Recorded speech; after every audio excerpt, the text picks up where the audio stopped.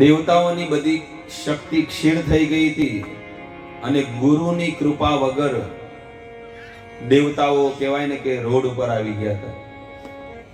ત્યારે ભગવાને કીધું કે તમે અસુરોની સાથે મિત્રતા કરો અને સમુદ્રનું મંથન કરો અને આ સમુદ્રમાંથી અમૃત નીકળશે. હું તમને વચન આપું છું કે એ અમૃત તમને મળશે.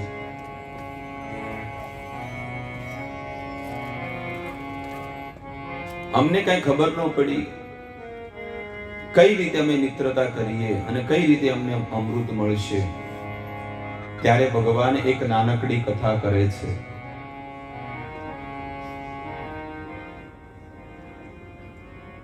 ભગવાન કહે છે કે એક છાબડામાં છે ને સાપ અને ઉંદર આ મદારીએ પકડીને અંદર પેક કરી દીધા હતા. ત્યારે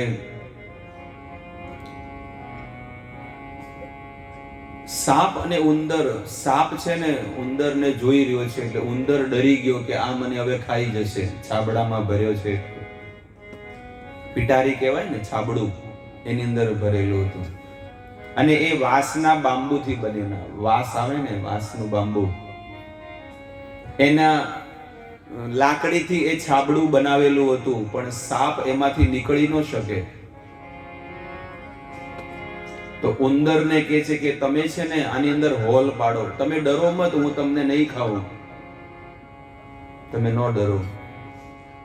ત્યારે એ ઉંદરે ધીરે ધીરે હોલ પાડવાનું ચાલુ કર્યું.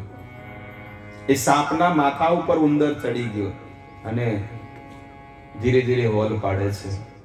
ભગવાન દેવતાઓને આ કથા કરે છે કે જ્યારે હોલ પડી ગયો ને એટલે સાપ કહે છે કે તમે નીચે ઉતરી જાઓ. ઉંદરને કહે હું જોઈને જોવું તો ખરા કે આપણે બંને નીકળી શકીએ છીએ કે નહીં.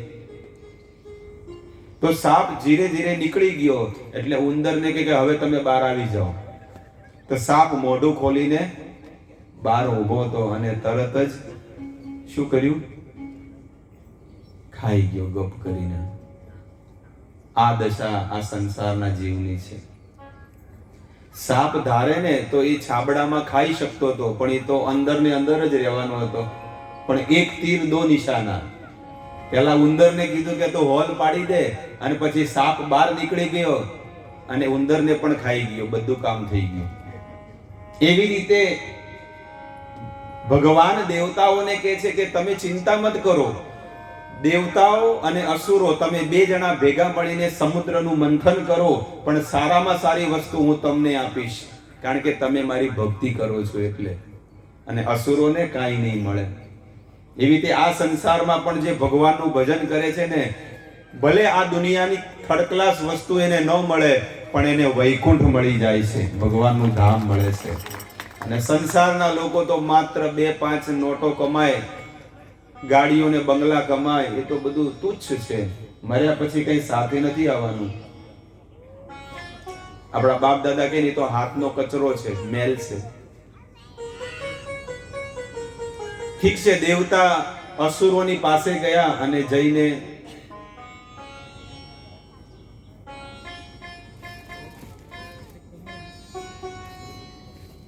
અસુરોની પાસે ગયા એટલે બધા અસુરો શસ્ત્ર લઈને એ દેવતાઓની પાસે દોડે છે. ત્યારે બલિ મહારાજ કહે છે કે ના, એ લોકો અમારી પાસે આવ્યા છે, એ લોકોને યુદ્ધ નથી કરવું, કંઈક વાત કરવા આવ્યા છે. બલિ મહારાજને કીધું કે આપણે દેવતા અને અસુરો 2 જણા ભેગા મળીને સમુદ્રનું મંથન કરીએ અને આપણે બંનેને શક્તિ વધે, એટલા માટે એ પ્રસ્તાવ લઈને અમે આવ્યા છીએ. બલિ મહારાજ કે પ્રસ્તાવ બહુ સારો છે. ત્યારે બલિ મહારાજ પોતાના જેટલા પણ અનુયાયીઓ છે એ બધાને કીધું અને બંને જણા દેવતા ને અસુરો મંદરાચલ પર્વત, કારણ કે દેવતાઓને ભગવાને કીધું હતું કે તમે મંદરાચલ પર્વત લઈને એ સમુદ્રમાં નાખજો અને એને મંથાણી બનાવજો. એ કે દોરડું કોને બનાવવાનું? એ કે વાસુકી નાગને. અને કે ન માને તો થોડુંક લાલચ આપો એટલે બધા માની જાય.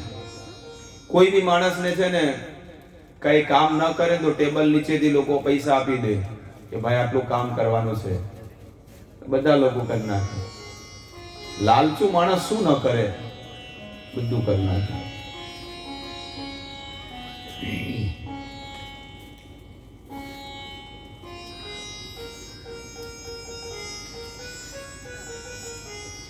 વાસુકી નાગને કીધું કે અમે તમારું દોરડું બનાવશું, કારણ કે બહુ લાંબો હતો વાસુકી નાગ. એ કે ના, મારે આવું કામ નથી કરવું. ના ના, તમને અમૃત મળશે, તમને આ વસ્તુ મળશે, એવી લાલચો આપીને બધી. એટલે વાસુકી નાગ માની ગયો, પણ એને ઘેરણનું ઇન્જેક્શન આપી દીધું, બેભાનનું, એટલે એને કાંઈ થાય નહીં. પેલા માણસને ઓપરેશન કરાવે ને એટલે એક ઇન્જેક્શન આપી દે હાડકામાં, એટલે શૂન થઈ જાય. એવી રીતે અહીંયા પણ થોડોક ઇક્કો જરા ઓછો કરો ભાઈ, 4-5 વખત ન આવવું જોઈએ, થોડું ડિલેશન થોડું ઓછું રાખવું જોઈએ. હરે કૃષ્ણ. રામ.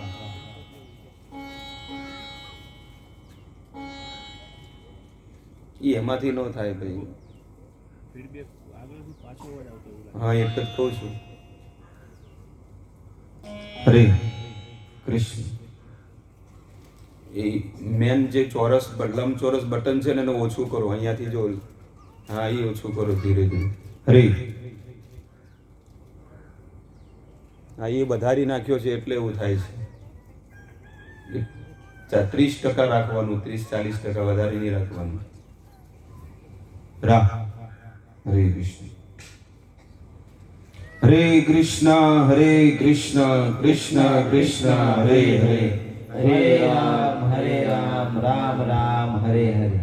એ મેન જે વ્યક્તિ જો નાનું ગોળ બટન છે ને એને બહુ વધારતા નહીં, એને હા એ 40-50% રાખવાનું રહે સેન્ટરમાં ઊભું.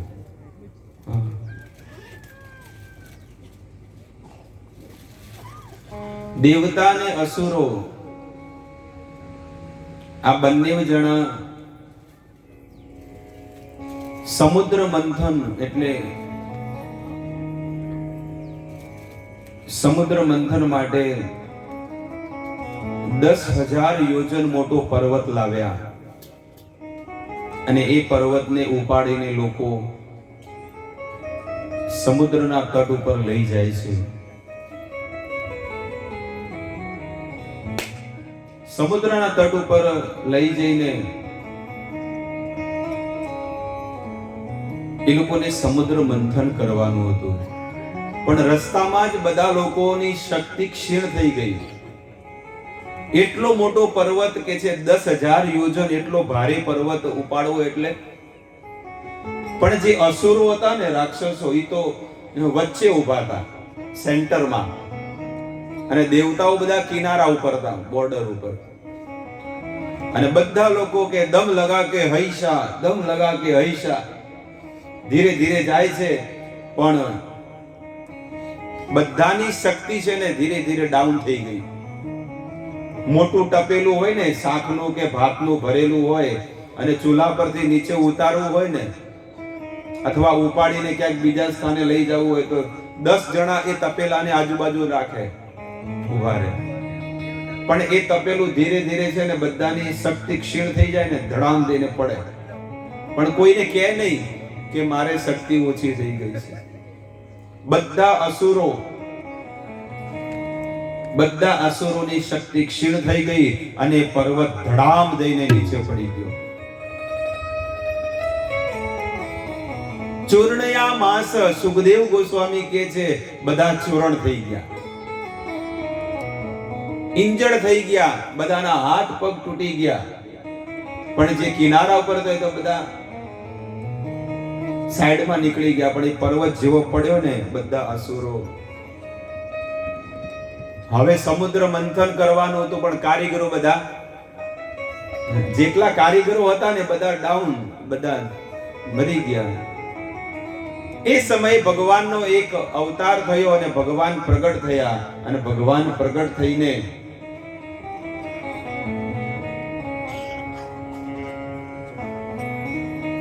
ખાલી દ્રષ્ટિ કરવાથી, આંખની દ્રષ્ટિ કરીને એ બધા જીવતા થઈ ગયા.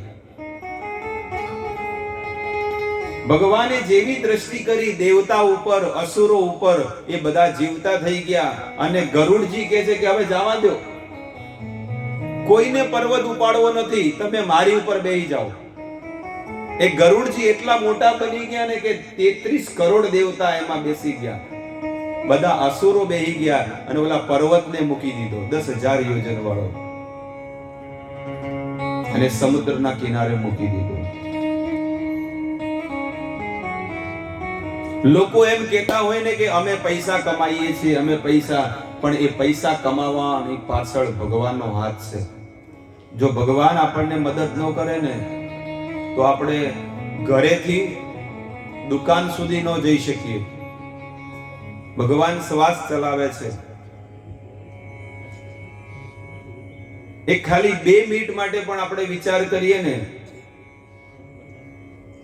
કે જો ભગવાન આપણા શરીરમાંથી શ્વાસ લઈ લે તો ક્યાંય ન રહીએ, પણ તોય ભગવાન આપણા શ્વાસ ચલાવે છે.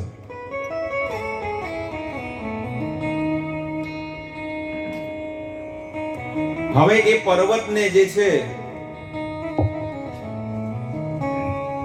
એ પર્વતને જેવો સમુદ્રમાં નાખવામાં આવ્યો, એ પર્વત જ ડૂબી ગયો. હવે ભગવાનને બધા પ્રાર્થના કરે, અસુરો ને દેવતાઓ. આખો સમુદ્ર મંથન ભગવાને જ કર્યો છે એમ સમજી લો, પણ તોય જ્યારે બી કથા થાય ને એટલે કે સમુદ્ર મંથન કોણે કર્યો? એ કે દેવતા ને અસુરે. ભગવાનનું નામ જ કોઈ ન લે. હવે જીવતા ભગવાને કર્યા, ત્યારે એ પર્વત ઉપાડીને ભગવાન સમુદ્રના કિનારે લાવ્યા, અને જેવો એ પર્વત ડૂબી ગયો, ભગવાનનો એક અવતાર થયો અર્જન્ટમાં. કયો અવતાર? તો કે છે ભગવાનનો એક અવતાર થયો કચ્છપ અવતાર, કાચબાનો અવતાર થયો ભગવાનનો.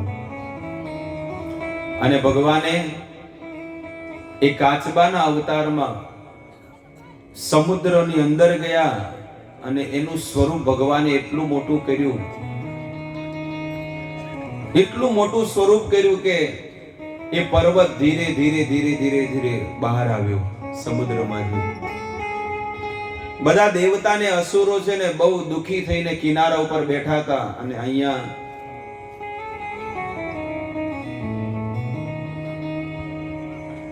જેવો પર્વત બહાર આવ્યો ને એટલે બધાનો ઉત્સાહ અને ઉમંગ વધ્યો,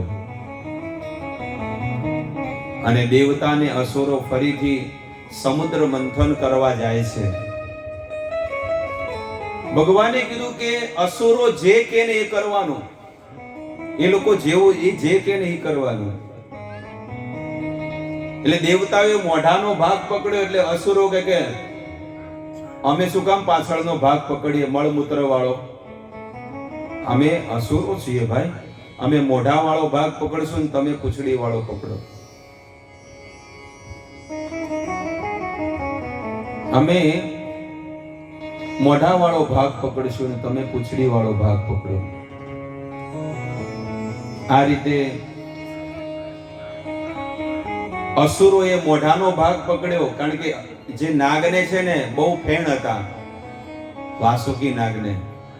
અને જેવું સમુદ્ર મંથન થયું ને એટલે એ નાગને ઘર્ષણ કરવાથી એના મોઢામાંથી આગ નીકળવા માંડી, અને જેટલા અસુરો હતા ને કાળા કાળા થઈ ગયા.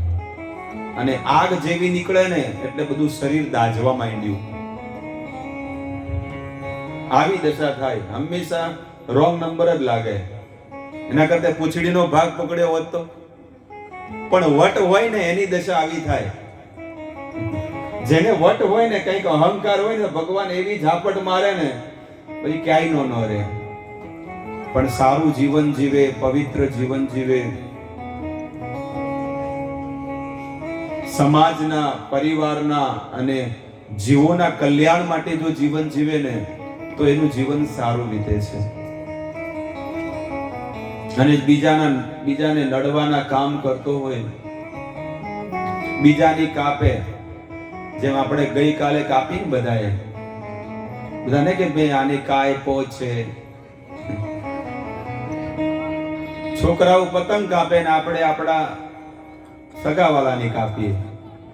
કાપવાનું કામ ચાલુ જ છે. પેલો તો એક જ દિવસ કાપે, ખાલી 14 જાન્યુઆરી, પણ આપણે તો લાઈફ ટાઈમ સુધી ચાલુ છે. બિચારા છોકરાઓ તો હારા છે કે એ તો ખાલી એક જ દિવસ કાપે અને તો કે હવે થાકી ગયો, પણ આપણે તો ઠાઠડી બંધાય ને ત્યાં સુધી ચાલુ જ રહેશે બીજાની કાપવાની. કથા સાંભળે પણ પછી એટલું ઉતરતું નથી માણસને.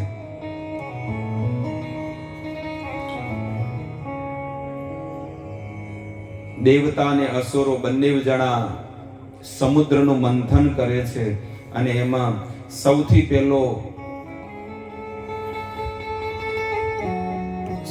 પહેલું વસ્તુ નીકળી કે વિષ નીકળ્યું, હલાહલ વિષ. અને જેવું એ વિષ નીકળ્યું એટલે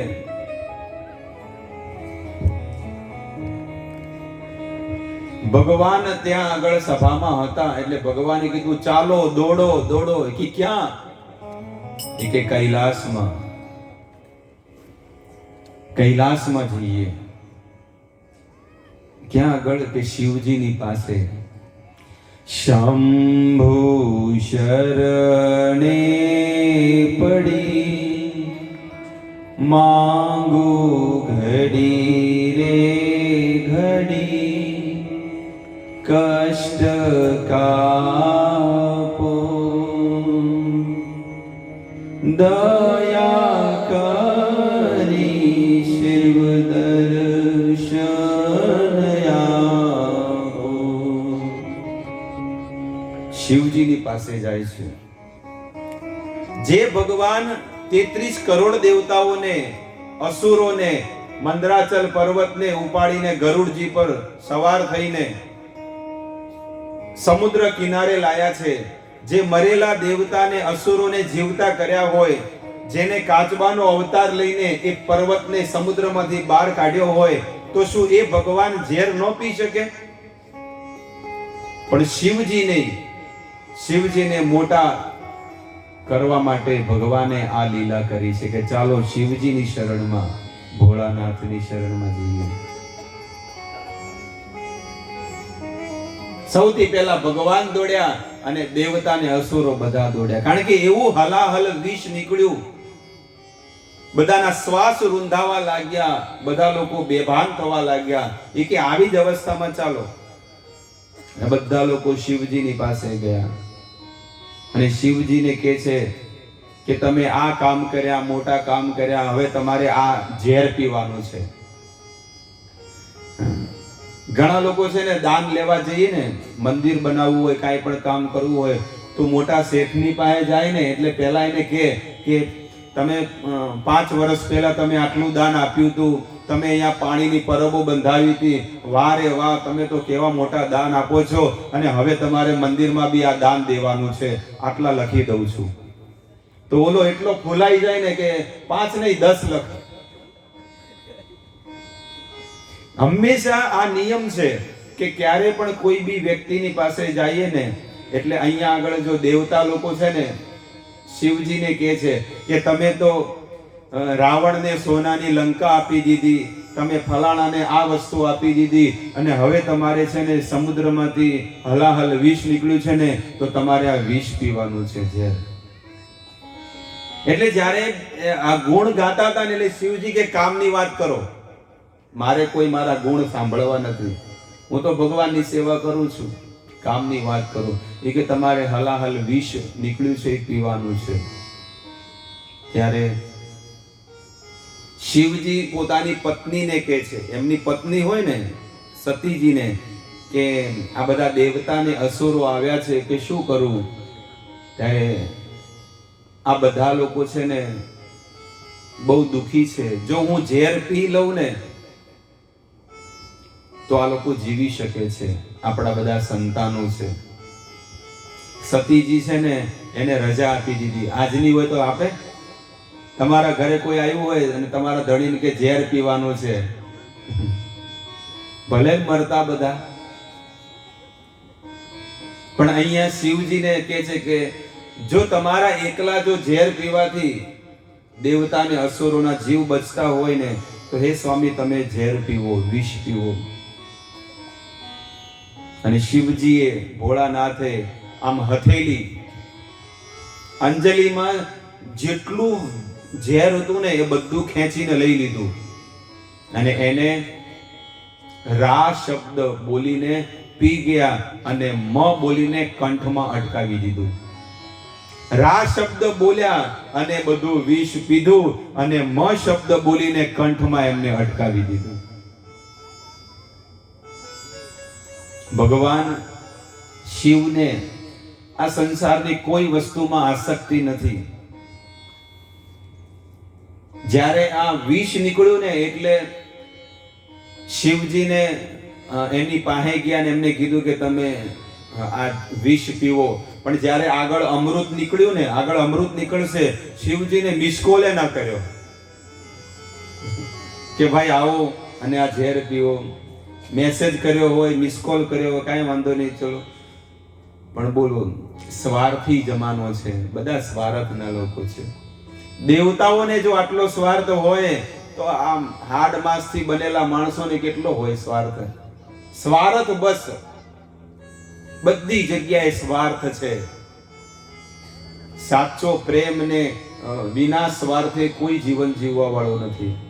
કંઈક ને કંઈક મળે છે, કંઈક ફાયદો થાય છે તો લોકો એકબીજાને બોલાવે છે, ન કે કોઈ બોલાવે એમ નથી.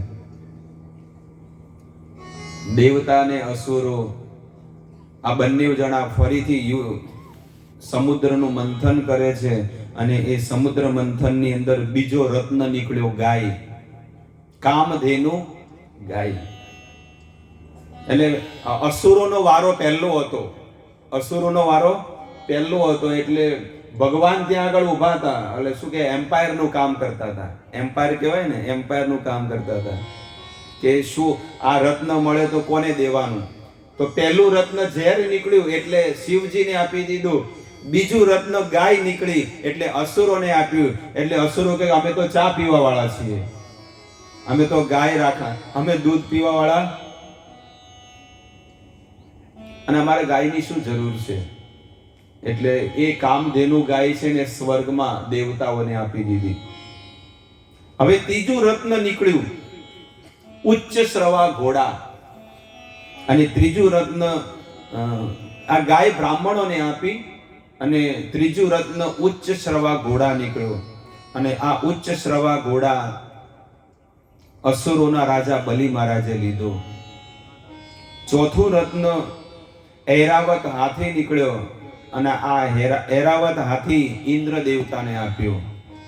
અલગ અલગ વારા જે રત્ન નીકળ્યા એમાં બધાને અલગ અલગ લોકોને આપ્યું. કે ગાય માતા પ્રગટ થયા એટલે એ બ્રાહ્મણોને આપી.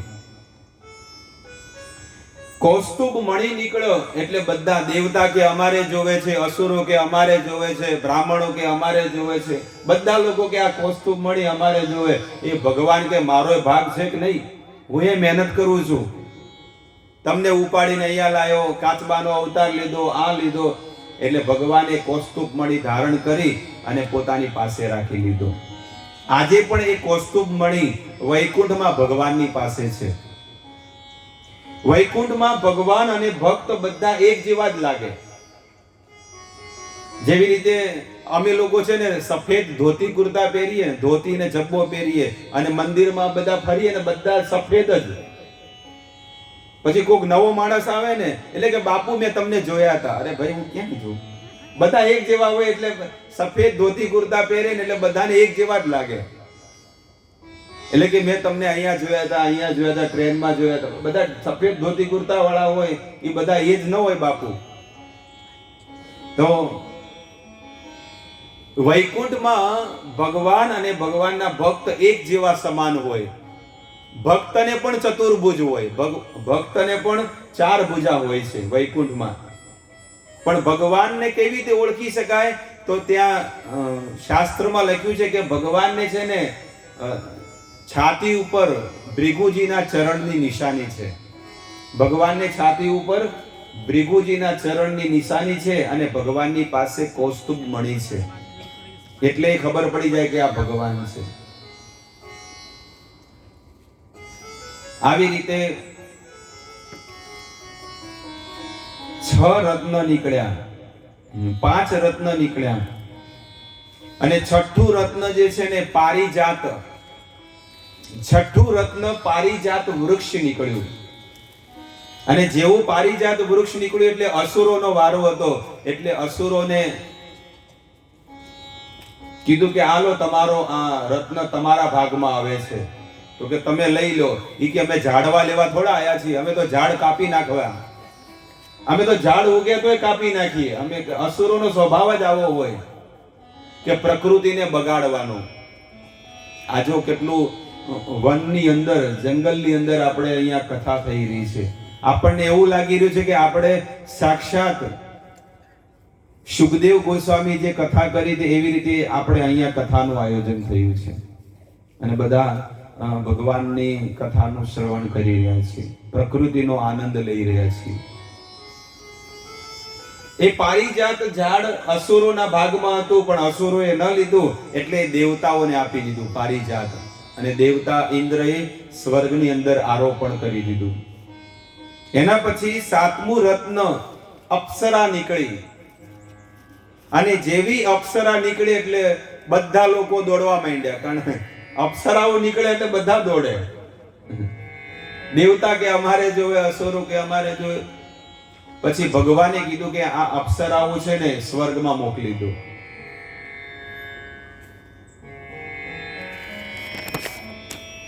અને આવી રીતે 7 રત્ન નીકળ્યા. 8મું રત્ન સમુદ્રમાંથી નીકળ્યું લક્ષ્મીજી.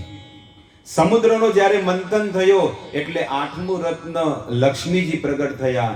અને જેવા લક્ષ્મીજી પ્રગટ થયા એ હાર લઈને, આ જેમ ફૂલોનો હાર હોય ને એમ હાર લઈને લક્ષ્મીજી બધે ચાલે છે. એટલે બધા લોકો કે અમારા ગળામાં પડી જાય તો સારું. લક્ષ્મીજી કોને ન વાલા હોય? અસુરો કે દેવતાઓ કે બધા લોકો વિચાર કરે, પણ લક્ષ્મીજી કે ને બધાની અંદર દુર્ગુણ જોવા માંડ્યા. નૂનમ તપયસ્ય નમન્યુ નિર્જય. જેની પાસે તપસ્યા છે પણ તેને ક્રોધ આવે છે. કોઈનું આયુષ્ય લાંબુ છે પણ દેખાવમાં સુશીલ નથી. આવી રીતે અલગ અલગ વસ્તુનું વર્ણન કરે છે. બધાની અંદર કંઈક ને કંઈક દોષ અને દુર્ગુણ જોયા. અને બધાની અંદર દોષ અને દુર્ગુણ જોતા જોતા એ લક્ષ્મીજી ભગવાનની પાસે ગયા. ત્યાં ભગવાન વિષ્ણુ પણ ઊભા હતા અને ભગવાનની અંદર પણ દોષ જોયો. લક્ષ્મીજીએ ભગવાનમાં દોષ જોયો, બધામાં તો જોયો પણ ભગવાનમાં જોયો. અને ભગવાન સાચી વસ્તુ કહે છે કે દોષ આ જગતની અંદર બધાની અંદર છે. જો તમારે દોષ જોવો હોય ને તો દોષ મારી અંદર પણ તમને દેખાશે. ભગવાન કહે. લક્ષ્મીજીએ ભગવાનમાં દોષ શું જોયો કે આ બધા લોકો મને લગ્ન કરવા માટે તૈયાર, મારી સાથે લગ્ન કરવા માટે તૈયાર છે, પણ હું એને ગમાડતી નથી. અને હું જેને ગમાડું છું એ મને નથી ગમાડતો. આ સૌથી મોટો દોષ છે કે હું હાર એના ગળામાં નાખવા માંગુ છું, સ્વામીના ગળામાં, પણ ઈ હવે સ્વીકાર નથી કરતા. પણ ભગવાન એને સ્વીકાર કર્યા અને લક્ષ્મીજી સાથે એમના વિવાહ થયા.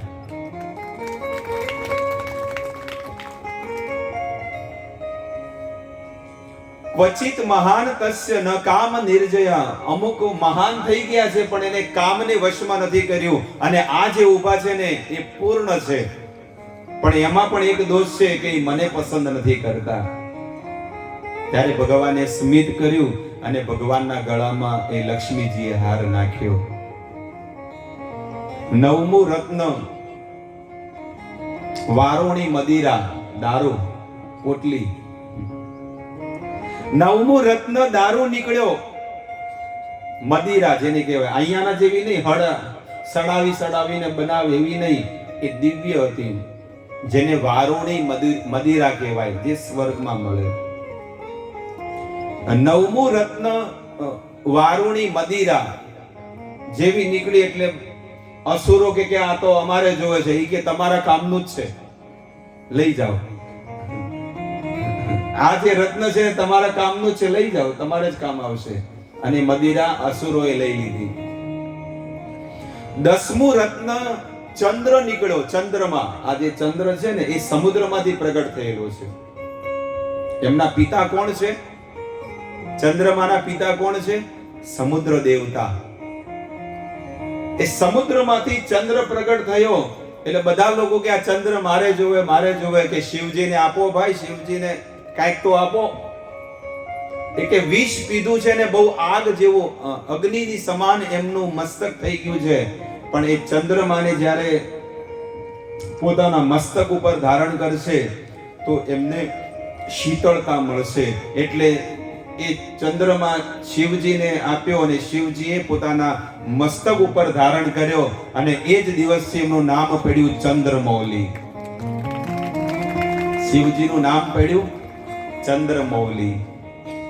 તો આવી રીતે 10 રત્ન નીકળ્યા અને 11મો રત્ન નીકળ્યો શંખ.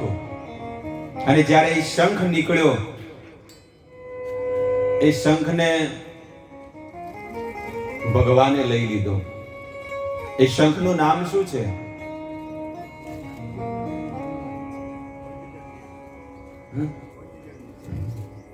એ શંખનું નામ શું છે? અમારા ધણીનું નામ અમને ખબર છે, અમારા ગાડીનું નામ અમને ખબર છે કે અમારે કઈ ગાડી છે, સ્વિફ્ટ છે કે શું છે, ઇનોવા છે. શંખનું નામ તો બાપુ તમને જ ખબર હોય, અમારો તો એ વિષય જ નથી.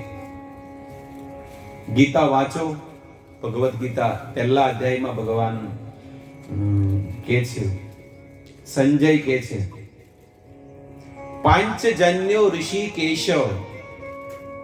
પહેલા અધ્યાયમાં 17 કે 18 નંબર શ્લોકમાં 17 નંબર શ્લોકમાં કહે છે, પાંચજન્ય ઋષિકેશો દેવદત્ત ધનંજય. ધનંજય એટલે કે અર્જુન, અને અર્જુને દેવદત્ત. અને પાંચજન્ય નામનો જે શંખ છે એ ભગવાને ફૂંક્યો. અને જેવો એ શંખ ફૂંક્યો, બધા જેટલા અધર્મીઓ હતા ને એના હૃદય ફાટી ગયા. એક રીતે જોવામાં આવે તો અટક આવે એવું થઈ ગયું હતું. પાંચજન્ય ઋષિકેશો, એ ઋષિકેશ ભગવાને જ્યારે શંખ ફૂંક્યો ને, સઘોષો, ઘોષો એટલે કે જ્યારે એ શંખની ધ્વનિ નીકળી ને, સઘોષો ધાતરાષ્ટ્રાણામ હૃદયાની વ્યદારયત, અને એમનું હૃદય ફાટી ગયું. એવી ધ્વનિ ભગવાનની શંખની છે. તો એ શંખ ભગવાને લીધો. 12મું રત્ન ધનુષ નીકળ્યું, એ પણ ભગવાને લઈ લીધું. અને 13મું રત્ન અમૃત નીકળ્યું. જેના માટે આ સમુદ્ર મંથન કરવાનો હતો, એ હવે અમૃતનું પ્રગટ થયું. ભગવાન ધન્વંતરી એ અમૃતનો કળશ લઈને બહાર પ્રગટ થયા. પણ અસુરોએ દૂરથી જ જોઈ લીધું કે હવે અમૃત નીકળ્યો છે, હવે લઈને ભાગો. અને બધા લોકો દોડી ગયા અમૃત લઈને. બધા અસુરો કે અમને તો આપો, થોડો એક ટીપું તો આપો, અમે મહેનત કરી કેટલી, તૂટી ગયા, મરી ગયા. પણ જે બોડીગાર્ડ હતા, જે મહાન, જે પહેલવાન હતા ને, મોટા મોટા રાક્ષસો, એ અમૃતનો કળશ લઈને દોડે. અને દેવતાઓ તો કિનારા પર જઈને માથું લઈને બેસી ગયા, માથે હાથ દઈને કે જો હવે શું કરીએ. ભગવાન તો કહેતા હતા કે આ અમૃત તમને મળશે, તો લઈ લીધું, હવે ઢાંકણું ખોલીને અમૃત પી જશે. ભક્તો ચિંતા ન કરો, તમે ડરો નહીં, પણ ભગવાન હવે કંઈક કરશે ખરું. એક ટીપું પણ એમને ન મળ્યું અસુરોને. ભલે બાજી એમની પાસે હતી, પણ એક ટીપું પણ અમૃત એમને ન મળ્યું.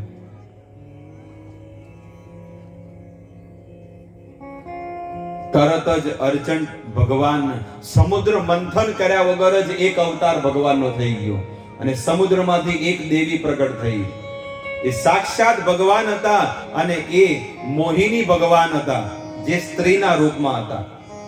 અને જેવી મોહિનીનો પ્રગટ થયો એટલે બધા અસુરો છે ને, જે અમૃત લઈને ભાગ્યા હતા ને, હવે એની સામે જોવે છે. એટલી સુંદર મોહિની લાગતી હતી. આ ભગવાનનો અવતાર એટલો સુંદર હતો કે જેની વાત ન પૂછો. બધા લોકો એની અંદર આસક્ત થઈ ગયા અને પછી બધા શૂટ બૂટ ને ટાઈ બાઈ મોઢું મોઢું ધોઈને પાવડર લગાવીને બધા આવી ગયા કે આ લો, તમે આ અમૃત લઈ લો. ભગવાને એવી ચાલ રમીને એવી સુંદર સ્ત્રી બનીને આવ્યા સમુદ્રમાંથી અને એનું નામ પડ્યું મોહિની. બીજાને મોહિત કરે એ મોહિની. અને ભગવાનનો જ્યારે અવતાર થયો, બધા અસુરોએ એ જે અમૃતનો કળશ લઈને આવ્યા હતા ને, એ જઈને ઓલી મોહિનીને આપી દીધું. મોહિનીને જેવું આપ્યું એટલે મોહિની કે આનું હું શું કરું, આ તમે જ રાખો. એવા મોહિત કરી નાખ્યા મોહિની. ઈ કે અમારે હવે આ અમૃત નથી જોઈતું, અમે તો તમારા આ રૂપનું અમૃત પીને જ ધરાઈ રહ્યા છીએ.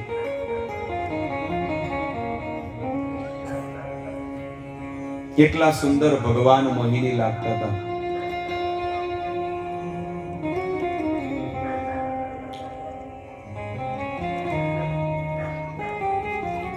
અસુરો બધા એ મોહિનીમાં આસક્ત થઈ ગયા. ત્યારે જે પહેલવાનો હતા ને અસુરો, ઈ કે તમારે આ અમૃતનું જે કરવું એ કરો, ચાહે તમે અમને આપો કે ન આપો, અમને તમને કાંઈ નહીં કહીએ. ઈ કે મને વિતરણ કરતા નથી આવડતું, વેચતા નથી આવડતું. ત્યારે મોહિની કહે છે કે તમે ચિંતા ન કરો, આ ઉપરથી ઉપર વાળો જે પાણી વાળો ભાગ છે ને એ દેવતાઓને આપું અને નીચેનો માલ જે છે ને એ તમને આપીશ. અમૃતમાં એવું થોડું હોય. આપણે ઘણી વખત બોલે છાશ લાવીએ ને દુકાનમાંથી, અમૂલની છાશ લાવીએ ને પછી અંદર એક લોટો પાણી નાખે અને 5 મિનિટ પછી શું થાય? માલ નીચે બેસી જાય, પાણી. એવું નથી કઈ અમૃત. તો બધા અસુરો કે તમારે જે કરવું એ કરો, ચાહે અમને અમૃત આપો કે ન આપો, અમારે કાંઈ જરૂર નથી. બધા અસુરોમાંથી જે મુખ્ય હતા ને એ કહે છે કે અહમ કશ્યપ દાયાદા. અમે કોણ છીએ? કશ્યપ ઋષિ મુનિની સંતાન છીએ અને આ અમારા ભાઈઓ જ છે, પણ ખાલી માં અલગ છે. અમે દિતિ એટલે કે દૈત્ય છીએ, દિતિના પુત્ર, અને પેલા અદિતિ એટલે દેવતાઓની માતા. આવી રીતે બધી ઓળખાણ કરે છે. અને અમે કે સમુદ્ર મંથન કર્યો છે, હવે તમે આ અમૃત લો. એટલે મોહિનીને આપ્યો, એટલે મોહિનીએ બધો અમૃત છે ને દેવતાને અસુરોને પીવડાવી દીધો.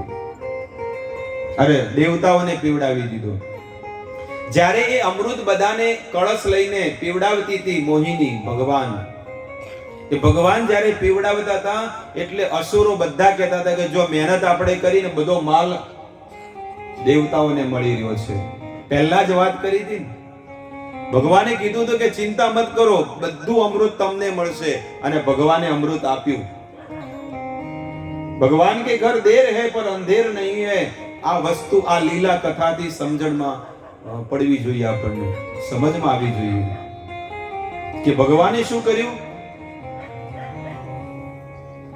એ અમૃત બધા દેવતાઓને પીવડાવે છે, પણ 2 અસુરો હતા, રાહુ અને કેતુ.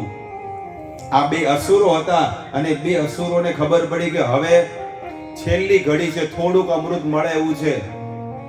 એટલે જ્યાં સૂર્ય અને ચંદ્ર દેવતા બેઠા હતા ને, સૂર્ય દેવતા અને ચંદ્ર દેવતા, આ 2 જણા બેઠા હતા ને, અહીંયા રાહુ બેહી ગયો અને અહીંયા કેતુ બેહી ગયો. એ બંનેના વચમાં સૂર્ય અને ચંદ્ર, આ બંનેના વચમાં આવીને રાહુ ને કેતુ 2 જણા બેસી ગયા. એટલે જે મોહિની ભગવાન કૃષ્ણ જેમને મોહિનીનો અવતાર લીધો હતો ને, એ અમૃત આપી રહ્યા છે બધાને કળશથી. એટલે પેલા ચંદ્ર દેવતા અને સૂર્ય દેવતા એ આંખનો ઈશારો કરે છે કે આ આપણી પાર્ટીનો નથી, એ દેવતા બનીને આવી ગયો છે. આમાં ઈશારા કરે એટલે ભગવાન સમજી ગયા. પણ બંનેને હાથમાં શું કર્યું છે? રાહુ અને કેતુ બંને અમૃત પી અને અહીંયા હજી કંઠ સુધી હજી પહોંચ્યો છે, હજી નીચે ઉતર્યો નથી. બંનેવને. અને જેવો કંઠ સુધી પહોંચ્યો એ જ સમયે ભગવાને સુદર્શન ચક્ર બહાર કાઢ્યું અને બંનેવના ધડ વાળી નાખ્યા. નીચેનું જે ધડ છે ને, આ શરીરનો ભાગ, એ તો મરી ગયો, કારણ કે હજી નીચે ઉતર્યું. પણ આટલા સુધી, આ ગળા સુધી કે કંઠ સુધી જ અમૃત પહોંચ્યું હતું અને એની નીચેથી ચક્રએ કાપી નાખ્યું. એટલે અમૃતના પ્રભાવથી આ રાહુ અને કેતુનું જે માથું છે ને, એ અમર બની ગયું. એટલે આજે પણ 14 બ્રહ્માંડની અંદર રાહુ અને કેતુ આ બંને ખાલી મસ્તકથી દોડી રહ્યા છે, ખાલી ધડ માથુંથી. સમજમાં આવી વાત બધાને? અને આ અસુરો, આ બંને જણા રાહુ અને કેતુ, આ બે જણા છે ને, એ જ દિવસથી સૂર્ય દેવતા અને ચંદ્ર દેવતાની પાછળ દોડે છે. એને ગ્રસિત કરવા જાય છે કે આને હું ખાઈ જાઉં, કારણ કે હવે તો અમર બની ગયા. એટલે જે દિવસે સૂર્ય દેવતાને ખાવા જાય એટલે સૂર્ય ગ્રહણ થાય, અને ચંદ્રમાને ખાવા જાય એટલે ચંદ્ર ગ્રહણ થાય છે. આ વસ્તુ છે, આ શાસ્ત્રની આ ઘટના છે, આ કથા છે કે સૂર્ય ગ્રહણ કેમ થાય, કઈ રીતે થાય. અને જેટલી ઘડી, જે સમયમાં સૂર્ય ગ્રહણ થાય, જે સમયમાં ચંદ્ર ગ્રહણ થાય, એટલે બધી વસ્તુ દૂષિત થઈ જાય. ઘરમાંથી બધી વસ્તુ કાઢી નાખવી જોઈએ. પાણી હોય, કોઈ પણ વસ્તુ હોય, દૂષિત થઈ જાય. અને એ સમયે જો કોઈ દાન આપે, કોઈ બ્રાહ્મણને દાન આપે, મંદિરમાં દાન આપે, કોઈ કાચું સીધું દાન આપે, સૂર્ય ગ્રહણ હોય કે ચંદ્ર ગ્રહણ હોય, જે ઘડીએ એ દાન આપે છે ને, શાસ્ત્ર કહે છે કે એને એક વારનું દાન દીધેલું એને 6 ગણું પુણ્ય એને મળે છે. એટલે તમે જુઓ કે ગામડાઓમાં એવો રિવાજ હતો કે જ્યારે ચંદ્ર ગ્રહણ કે સૂર્ય ગ્રહણ હોય ને, તો લોકો ગાયોનું દાન કરે, ઘાસચારાનું દાન કરે, બ્રાહ્મણોને દાન આપે, એવો અલગ અલગ દાન આપતા હોય છે. આવી રીતે ભગવાનનો આ અવતાર થયો અને ભગવાને સમુદ્ર મંથન કરાવ્યું અને દેવતાઓને અમૃતનું પાન કરાવ્યું. સુખદેવ ગોસ્વામી, ધ્યાનથી સાંભળજો આ વાતને.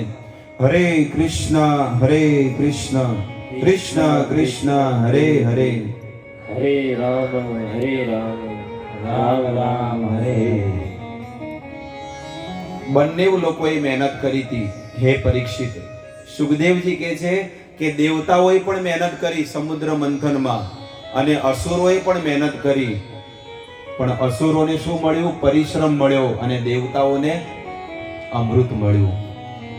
આ કથાથી આ સંસારના જીવોને બોધ મળે છે કે જે ભગવાનની માટે કર્મ કરે છે ને, એને અમૃત મળે છે. અને જે માયામાં રહીને માયામાં કર્મ કરે એ જીવાત્માને નરક મળે છે. પણ જે ભગવાનની માટે જે કર્મ કરે ને, એને ભગવાનનું ધામ વૈકુંઠ મળે છે. હવે આપણે નક્કી કરવું, આપણા જીવનમાં આપણે માયાની તો બહુ સેવા કરી, સમાજ પરિવાર બધાની સેવા કરી, પણ સાથે સાથે હવે ભગવાનની સેવા કરશું, ભગવાનનું નામ લેશું, ભગવાનને રોજ સ્નાન કરાવવું, ભગવાનને નવા વસ્ત્ર પહેરાવા, ભગવાન માટે સુંદર મજાનું મંદિર બનાવવું જોઈએ. આપણે ઘર તો બહુ મોટા થઈ ગયા બધાના, પણ મંદિર બધાના નાના થઈ ગયા. કોઈ બી લોકો, આ જેટલા બી લોકો છે ને, મોટા મોટા બંગલા બનાવે, પણ ભગવાન માટે નાનકડું મંદિર બનાવી દે. આટલું નાનું ચોઈસ કરે. ઓલું સિલ્વર કલરનું ઉપર લગાડેલું હોય ને લાકડાનું મંદિર, અથવા માર્બલનું, આટલું નાનું રાખે. અને ઈ પણ ક્યાં લગાડે ખબર છે? રસોડામાં, એક ખૂણામાં મંદિર બનાવે. પણ મંદિર બી ક્યાં છે ને, રસોડામાં એક ખૂણામાં લગાવીને એક ખીલો મારે, અને એક ખીલા ઉપર એ ત્રિભુવનના નાથ લટકી રહ્યા છે. આ ત્રિભુવનના નાથ, અખિલ બ્રહ્માંડના સ્વામી ભગવાન, એ ભગવાનને એક ખીલો માર્યો છે, અને એક લાકડાનું મંદિર, અને એની અંદર બેહાડી દીધા છે. બેહો, તમે લટકો. ભગવાન કે તે મને લટકાવ્યો છે ને, હું તને લટકાવીશ, હવે ચિંતા મત કર. શીખો, કંઈક શીખો શાસ્ત્રમાંથી, સાધુ સંતો પાસેથી કે કેવું જીવન જીવવું જોઈએ.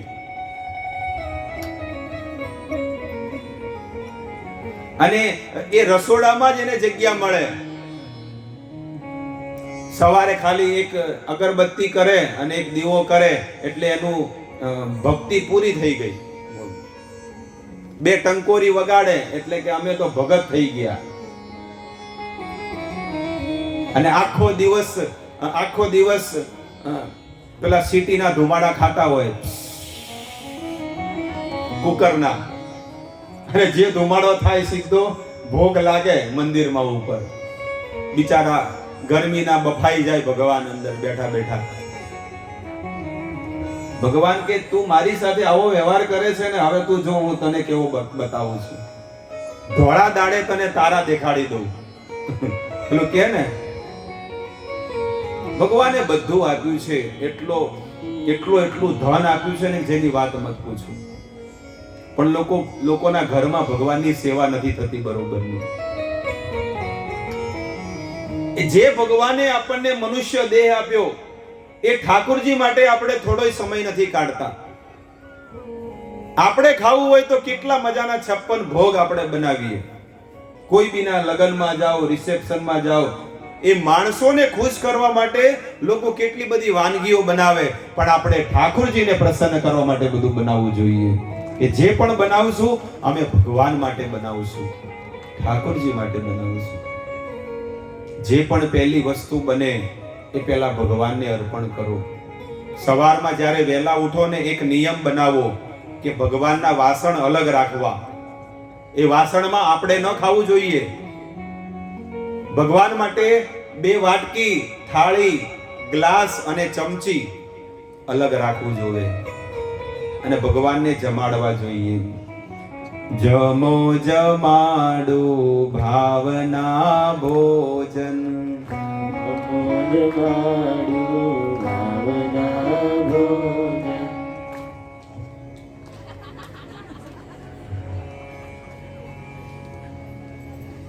ભાવથી ભગવાનને જમાડો, પ્રેમથી જમાડો.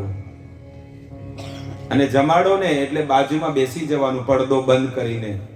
ઠાકોરજી જમે ને ત્યાં સુધી બહાર બેસવું જોઈએ. કેમ ખબર છે? ભગવાનને સુખ મળે, આનંદ મળે કે મને જમાડવા માટે કોઈ બેઠું છે. તમારા ઘરે કોઈ વેવાઈ આવ્યા હોય ને, શું કે વેવાઈ કે ને, શું કે વેવાઈ, વેવાણ, સાઢુ, શાળા, બનેવી, આ બધા લોકો આવે ને એટલે તમે કેવા પીરસો છો. તપેલીમાં હાથ ધોવડાવે વેવાઈને, વેવાળને, અને પછી આસન ઉપર બેસાડે અને સુંદર મજાની ગરમ ગરમ દાળ આપે, શાક આપે, પનીરનું શાક આપે, લાડવા આપે, મીઠાઈઓ આપે, ભજીયા ગરમ. આ રવા દો, રોટલી ઠંડી થઈ ગઈ છે. બોલો, હાડ માંસથી બનેલો માણસ એને તમે ગરમ ગરમ ફુલકા રોટી ખવડાવે અને આજુબાજુમાં બધા લોકો બેસીને હવા નાખે, પંખો નાખે. કેમ? કારણ કે વેવાઈ છે ને, એટલે એને પંખો નાખે ને ગરમ ગરમ જમાડે. તો ભગવાનને પણ જ્યારે જમાડીએ ને તો ભગવાનને ત્યાં બહાર બેસવું જોઈએ. ઠાકોરજીને ભગવાન તમે જમો, એવા ભાવથી ભગવાનને જમાડવા જોઈએ. પણ લોકોને તો પોતાની ઇન્દ્રિય તૃપ્તિ માટે લોકો કેટલું કરે, પણ ભગવાન માટે કાંઈ નહીં. પોતાની માટે સ્પેશિયલ બેડરૂમ રાખે. બેડરૂમ પોતાની માટે સ્પેશિયલ બેડરૂમ હોય, એમાં એસી હોય, બધું હોય. ભગવાન માટે હોય છે? આપણને ગરમી લાગે તો ભગવાનને નથી લાગતી? આપણને ભૂખ લાગે તો ભગવાનને નથી લાગતી? પણ પોતાની માટે મોટો બેડ, પોતાની માટે એસી, પંખા, ગાડીઓ બધું છે.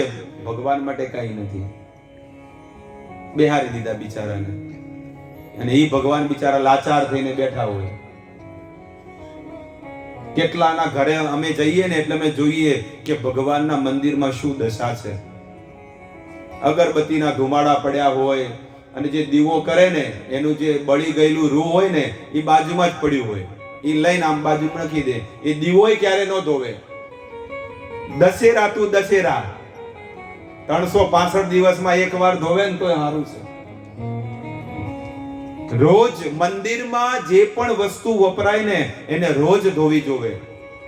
ચાહે ઘંટડી હોય, શંખ હોય, રૂમાલ હોય, કોઈ પણ અગરબત્તીનું સ્ટેન્ડ પણ હોય ને એ બધી વસ્તુ ધોવી પડે.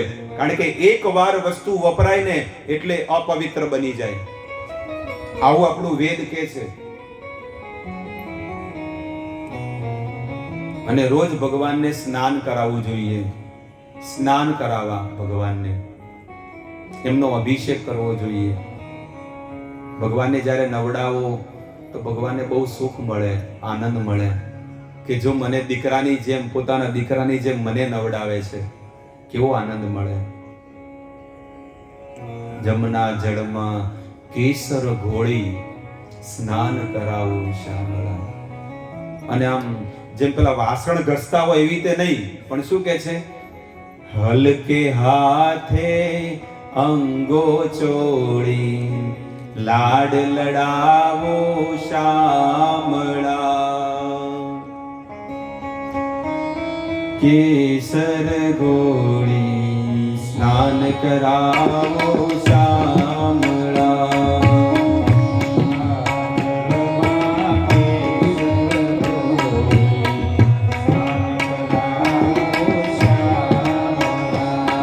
જેમ પેલા વાસણો ઘસે એમ નહીં, પણ એ સંત કે છે